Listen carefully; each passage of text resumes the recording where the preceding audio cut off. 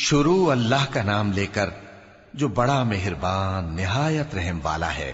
قسم ہے سلیقے سے صف باندھنے والوں کی، پھر ڈانٹنے والوں کی جھڑک کر، پھر ذکر یعنی قرآن پڑھنے والوں کی غور کر کے کہ تمہارا معبود ایک ہی ہے جو آسمان اور زمین اور جو چیزیں ان میں ہیں سب کا مالک ہے، اور سورج کے طلوع ہونے کے مقامات کا بھی مالک ہے۔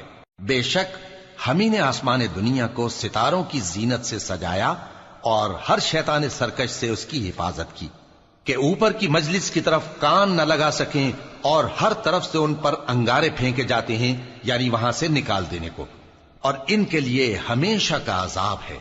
ہاں، جو کوئی فرشتوں کی کسی بات کو چوری سے جھپٹ لینا چاہتا ہے تو جلتا ہوا انگارہ اس کے پیچھے لگ جاتا ہے۔ تو ان سے پوچھو کہ ان کا بنانا مشکل ہے یا جتنی خلقت ہم نے بنائی ہے اس کا؟ انہیں ہم نے چپکنے والے گارے سے بنایا ہے۔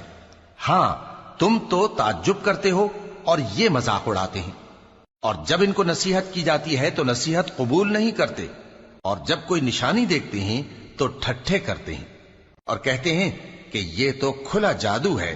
بھلا جب ہم مر گئے اور مٹی اور ہڈیاں ہو گئے تو کیا پھر اٹھائے جائیں گے؟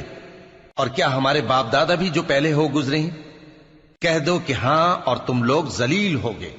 بس وہ تو ایک زور کی آواز ہوگی اور یہ اسی وقت دیکھنے لگیں گے اور کہیں گے ہائے کم بختی ہماری، یہی جزا کا دن ہے۔